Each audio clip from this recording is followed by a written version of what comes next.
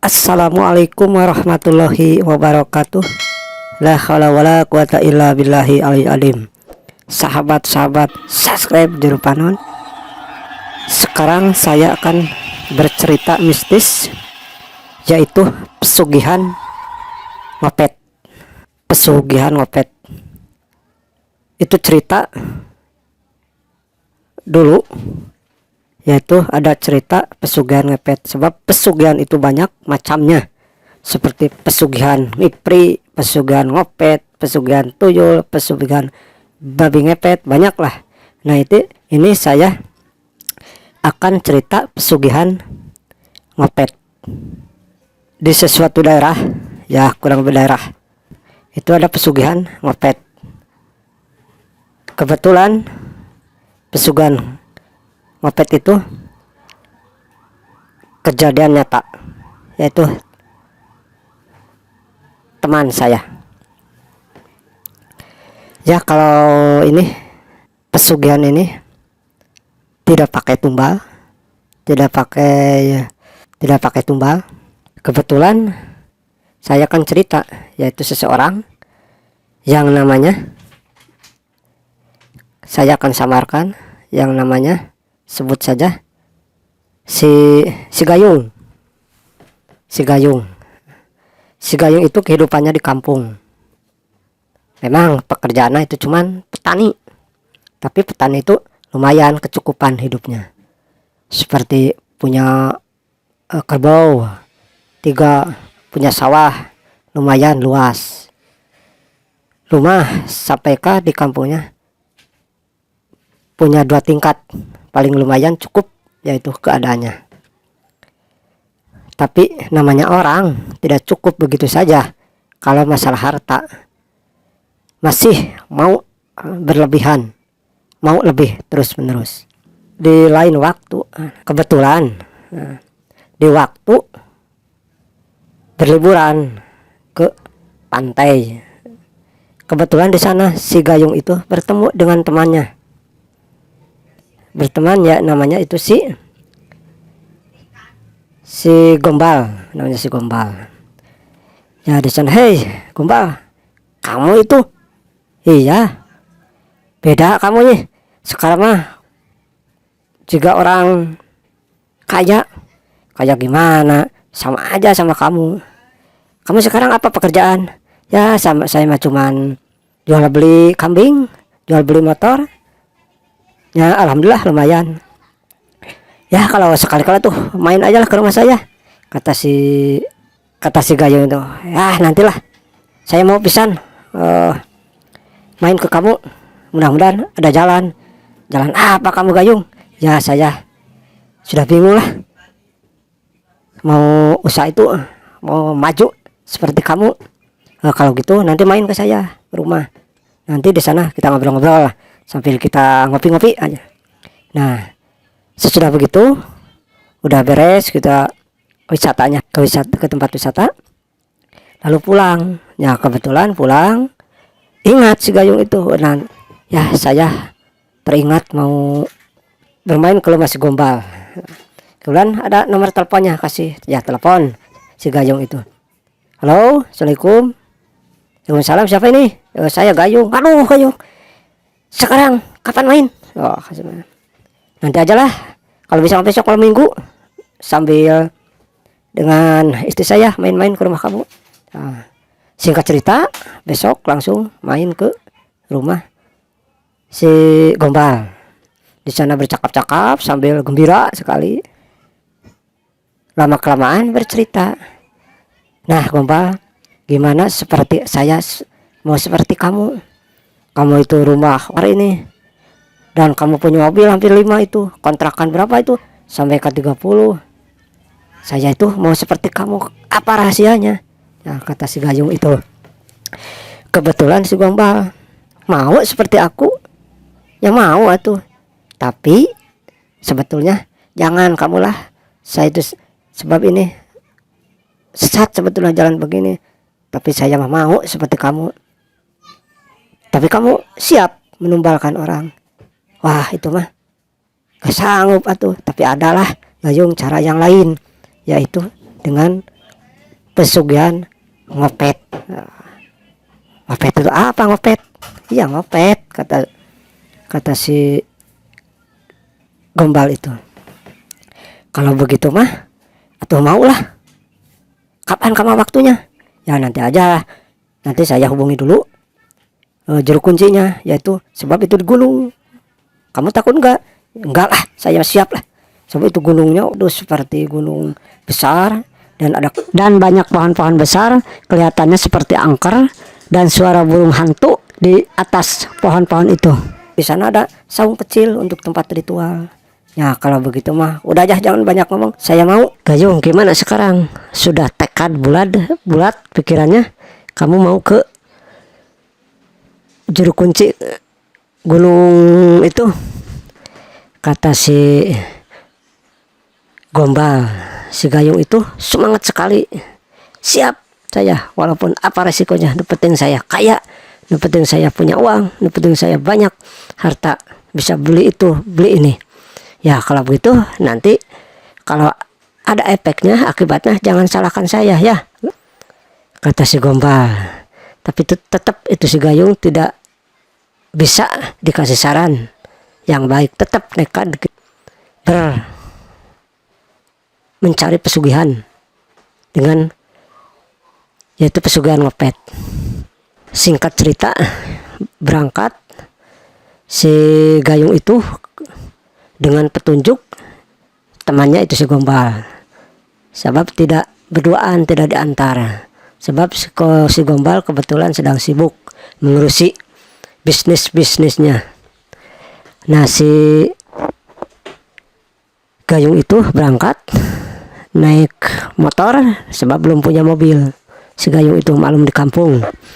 Kalau di kampung itu kalau mau punya mobil itu harus orang yang betul-betul kaya. Sebab harganya mahal, dan dulu mah itu mobil masih kurang seperti sekarang. Nah singkat cerita, naik motor mungkin ada 5 jam 4 jam sampai nanjak, hampir tidak naik itu motor sebab itu di pegunungan. Gayung sampai ke itu motor dititipkan ke orang kampung sebab tidak bisa pakai motor ke tempat lokasi itu kuncennya. Ya sebut saja itu kuncen yang namanya Ki Gebleg. Nah, di sana Ki Gebleg itu rumahnya kecil dan panggung. Cuman Ki Gebleg aja satu orang, tidak ada siapa-siapa di sana di bawah gunung. Nah sekitar jam 8 malam si Gayung itu sampai. Sudah sepi ya, kalau orang tidak pemberani itu mungkin tidak mau. Kebetulan si Gayung itu semangatnya tinggi, mau betul-betul mencapai cita-citanya, apapun resikonya tidak peduli, dengan fokus mau menuju ke si kuncen itu. Sampai di rumahnya kebetulan si kuncen Ki Gebleg itu mungkin belum tidur, masih nyantai-nyantai. Setelah nyampe, uruk salam, assalamualaikum. Waalaikumsalam, kata Ki Gebleg itu. Ada tamu. Ya Ki, ya masuk ya. Kasihan, dari mana ini? Jauh-jauh, pasti jauh, sekarang baru nyampe malam. Ya Ki, saya dari jauh. Dari mana? Ya dari kampung. Setelah sampai di rumah biasa, Ki Gebleg itu nyiapkan air, cuman air teh lah sama singkong. Di sana langsung ditawarin, yuk kita minum dulu, coba ini makanan abah mah cuman begini, tidak ada apa-apa. Ya mangga, kata si Gayung itu. Setelah minum, istirahat, itu si Gayung dengan tenang menenangkan diri. Alhamdulillah, katanya, saya sudah nyampe, berarti tujuan saya tercapai dan dikasih kelancaran. Sebetulnya ada apa, Jang? Ya di kampung malum nyebut itu Jang. Datang jauh-jauh ke Aki. Ada keperluan apa? Nah, setelah ditanya, begini, Ki, saya punya tujuan khusus. Kata teman saya di sini, apa betul kuncennya, juru kuncinya gunung yang ada di sini? Iya betul. Tapi tujuan apa kamu? Mau apa? Mau ke sini mah kebanyakan pesugihan. Ada pesugihan babi ngepet, ada pesugihan tuyul, ada, dan ada pesugihan ngopet, itu tidak pakai tumbal, kata si Ki Geblek itu. Ya, mendengar itu si Gayung itu langsung gembira. Wah, betul itu bah. Ya betul, kan tahu teman kamu sudah sukses. Iya bah, saya mau, gimana caranya? Ya kalau itu siapkan dulu kamu syarat-syaratnya. Apa syarat-syaratnya? Ya seperti biasa, sesaji kalau ada mah daging kambing yang mentah, terus kelapa hijau, dan seterusnya sampai kemenyan.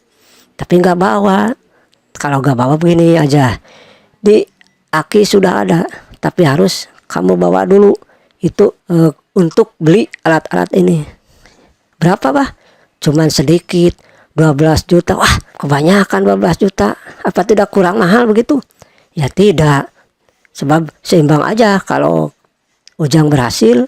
Cuman itu mah sekedar uang, begitu mah tidak apa-apa. Tidak ada apa-apanya. Ya, siap lah, disiapkan lah. Nah, siapkan aja. Sudah disiapkan. Nanti kamu sama Aki kebetulan 14 mulut sekarang. Kita datang ke gunung. Dekat lah, kalau di sini cuman setengah jam. Kalau kita sudah tekad, enggak, kamu kalau belum nekad jangan ragu-ragu. Kalau di sini harus bulat hati. Ya siap, sudah bulat Ki. Singkat cerita, semalam jam 12 malam kebetulan si Gayung itu datangnya 14 mulut. Tidak disengaja, malam 14 mulut.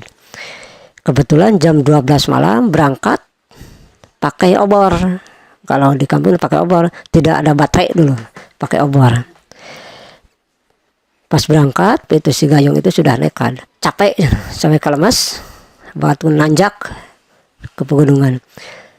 Sekitar nyampe pas jam 12 di sana memang lancar, cuman capek. Ki Geblek itu, kamu sekarang duduk di sini, cuman dina batu, duduknya dina batu tapi sedikit batu. Kalau kelihatan mah, yang sekarang kamu duduk, jangan banyak ngomong, nurut ke Aki. Kalau tidak nurut nanti akibatnya berbahaya. Sekarang siapkan sesaji itu. Nah, setelah itu disiapkan, terus Ki Geblek itu merem sampai komat kamit, entah apa yang dibacakan. Setelah komat kamit sama-sama memberitahu ke si Gayung, Jang, kamu coba sama-sama kita merem, konsentrasi, fokuskan ke tujuan kamu. Nah, setelah begitu sama-sama, nanti kalau Aki kamu menepuk pundak kamu, kita harus buka mata. Setelah begitu mungkin ada 5 menit 10 menit lah. Setelah begitu Ki Geblek itu buka mata, dan si Gayung itu, Ki Geblek itu buka mata dan menepuk pundak si Gayung. Buka mata, kelihatan oleh si Gayung itu jalan begitu enak. Kalau di kita mah pakai permadani, dan banyak orang-orang yang teriak, ada yang tulung-tulung, ada yang menangis, entah di mana belum tidak tahu, cuman kedengaran aja. Setelah begitu Ki Geblek itu bicara, mungkin dengan rajanya, tapi tidak mengerti itu si Gayung itu apa bicaranya itu Ki Geblek itu. Setelah begitu sudah beres, mungkin itu sudah beres bicara dengan kerajaannya, Ki Geblek itu langsung menepuk lagi pundaknya, langsung sama-sama merem lagi. Sudah merem, entah yang dibaca komat kamit, setelah ditepuk buka lagi mata. Setelah begitu berarti ini sudah selesai. Nah, singkat cerita selesai, udah beres, menjadi pesugihan gunung itu. Ya setelah begitu pulang, kata Ki Geblek itu, kamu sudah sukses, kamu sudah diterima oleh kerajaan ini, sudah disetujui, kamu akan dibantu, tujuan kamu apapun nanti akan dikabulkan. Ya, saking gembiranya itu Gayung itu sampai ke seolah-olah berjingkrak-jingkrak lah. Saking bungahnya sudah disetujui dan sudah dikabulkan. Nah, setelah begitu pulang ke rumah, singkat ceritanya kata si istrinya, gimana Pak, udah beres? Ya udah, sukses. Nanti sekarang malah tenang aja lah, nanti seminggu 2 minggu nanti ada hasilnya dan ada perubahan hidup kita. Nah, setelah beres dari gunung, ngobrol sama istri si Gayung itu, Pak, gimana caranya, syarat-syaratnya itu, tidak pakai tumbal enggak? Ya tidak, ini mah tidak ringan, cuman katanya, kata Ki Geblek tadi waktu ngobrol sama kerajaannya, tapi kamu hati-hati, ada pantangannya. Apa? Yaitu pantangannya, 1, kamu jangan mandi sebelum bulan Mulud ataukah Jumat Kliwon. Kedua, kamu kalau makan jangan dicuci, harus dilap. Kalau bisa dibersihin oleh lidah kamu. Dan kedua, kamu kalau buang berak jangan pakai air, harus pakai lap. Kalau belum waktunya Jumat Kliwon dan bulan Mulud. Cuman itu aja. Iya, kata si bapaknya. Wah, itu enteng ya Pak ya? Iya, enteng. Ya, sekarang kita harus taat, tapi harus kita menyiapkan kamar khusus mah. Kamar khusus apa? Ya kamar khusus, nanti ada kedatangan ke sini, ada kedatangan putri katanya. Waktu Ki Geblek bicara itu, putri cantik sekali. Ya itu mah gampil Pak lah. Udah aja besok buat khusus. Tapi jangan ada cahaya sedikit pun katanya. Ya tutupin buat besoknya, buat kamar kurang lebih 4x3 lah. Sudah beres kamar, jarak seminggu, setiap Jumat Kliwon mengadakan ritual. Nah, sudah ritual, dengan begitu keberhasilannya, bisnis sudah jalan. Biasanya cuma jadi petani, sekarang sudah bisnis, jual beli motor, sudah mengadakan order dealer motor.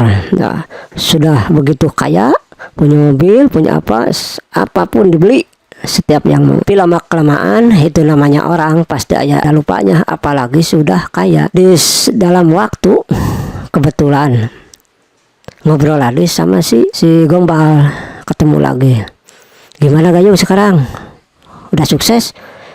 Alhamdulillah Gombal, saya sudah punya mobil, sudah punya tanah, sudah punya motor pun, saya di Jakarta sudah punya dealer cabang-cabang. Wah, hebat ya. Gimana sekarang kita akan refreshing lagi lah, main lagi ke laut, ke pantai. Ya hitung-hitung kita istirahat lah, jangan terus-terus cari uang, nanti kan capek cari uang itu, harus ada istirahatnya. Ya siap, kapan ya nantilah lagi atau minggu lagi berangkat. Singkat cerita berangkat, ya kebetulan waktu nyampe lah, diambil singkatnya sampai ke pantai. Di sana mungkin lupa, mungkin apa, orang lain tuh berenang, semuanya berenang, tidak ingat kata si Kuncen itu waktu kita ke gunung, kamu jangan mandi, kamu jangan apalagi renang kalau belum waktunya di Jumat Kliwon dan bulan Mulud. Mungkin keadaan sedang gembira, sedang enak-enak, itu lupa ikut berenang sama anak-anaknya, ikut sama teman-temannya.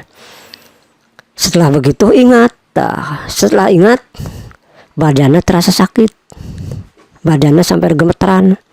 Ya singkat cerita ditolong orang sampai dibawa ke pos pos tempat wisata.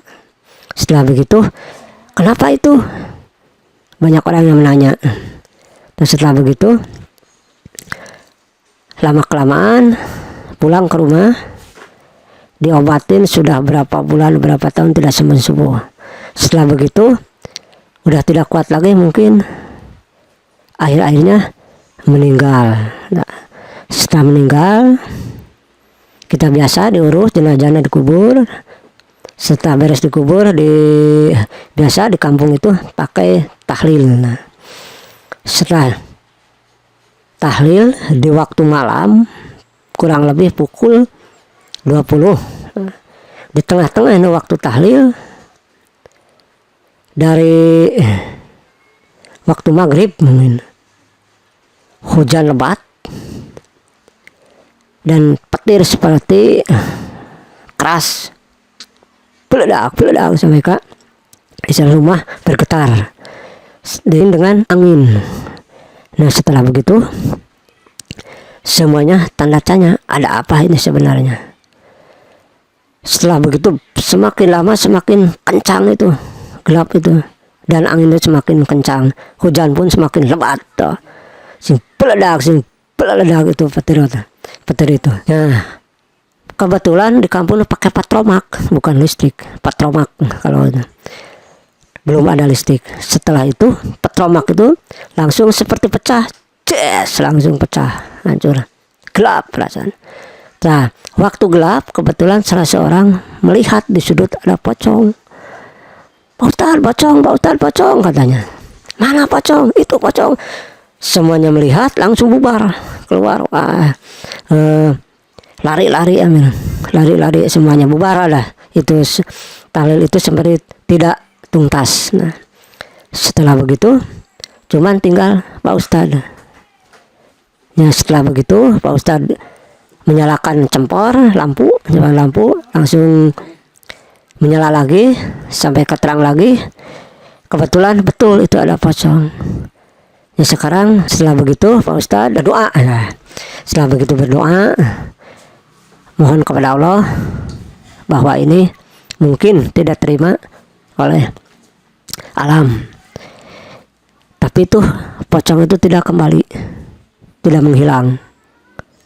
Ya, beranikan diri tadi itu keluar minta tolong salah seorang. Kebetulan ada 3 orang, masih belum jauh larinya. Setelah begitu si pocong itu sedang berdiri, langsung diangkat lagi, disimpan lagi di tengah rumah. Nanti setelah di tengah rumah berbicara, Pak Ustadz itu bicara ke semuanya yang ada di sini, mohon berdoa dan mohon keikhlasannya. Kita harus menunggu sampai pagi nanti. Ini kita harus ke tempat kuburan lagi, mungkin ada apa sebetulnya, sambil kita lihat-lihat. Nah, setelah kita pagi datang ke kuburan, setelah melihat Pak Ustadz yang paling depan, kaget sampai ke istighfar, astagfirullahaladzim, ini kuburan sampai ke acak-acakan, hancur. Berarti kita harus diulang lagi. Coba kita ambil cangkul lagi, kita ini diulang lagi. Nah, setelah disuruh salah seorang ambil cangkul dengan 5 orang, gali lagi, sempurnakan lagi seperti biasa, bagus lagi. Nanti itu mayat bawa lagi ke sini. Kita mohon kepada Allah mudah-mudahan tidak kembali lagi. Setelah begitu dimasukkan, beres. Singkat cerita ke rumah lagi Pak Ustadz. Nanti ke orang itu mohon keikhlasannya. Nanti malam kita mengadakan tahlilan lagi. Ya, setelah beres seperti biasa jam 8 setelah isya tahlilannya. Kebetulan itu seperti kemarin lagi, mendadak angin kencang, mendadak hujan lebat, mendadak lagi ada petir seperti menyambar ke rumah, berebet seperti ada kilat, seperti sampai ke bergetar rumah itu. Setelah begitu tidak selang lama baru itu mulai tahlilan. sudah ada lagi itu sesosok pocong. Tapi setelah begitu tidak ada lagi jalan, kata Pak Ustadz, ini harus dihanyutkan. Mungkin ini tanah tidak terima, alam tidak terima. Kita dengan keikhlasannya ini doakan dulu, ini kita siapkan seperti kita kayu, nanti kita hanyutkan. Setelah begitu, setelah membuat kayu mayat, setelah begitu seperti peti tapi pakai agar ngambang, pakai karet. Setelah begitu waktu malam jam 12 malam diangkat oleh 5 orang. Kebetulan sungai itu sedang airnya besar. Dengan keikhlasannya kita terpaksa ini, kita harus dihanyutkan.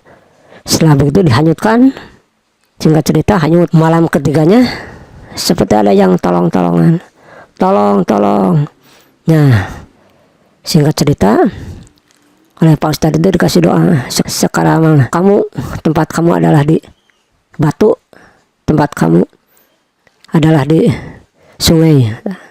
Sambil kita diantarkan dengan doa, dengan syariat, pakai air disemburkan ke sungai itu. Ya sekarang jadi mitos, sungai itu kadang seperti angker. Kalau lewat sungai itu seperti ada yang menangis. Sekian saja, mudah-mudahan untuk gambaran kita bahwa pesugihan itu tidak ada yang aman, tidak ada yang pakai tumbal. Tidak tumbal orang lain, mungkin tumbal diri kita. Yang aman itu kita berdoa kepada Allah. Apapun, mau apapun kita harus berdoa kepada Allah. Jangan bersekutu dengan jin. Sekian saja. Wabillahi taufiq wal hidayah. Wassalamualaikum warahmatullahi wabarakatuh.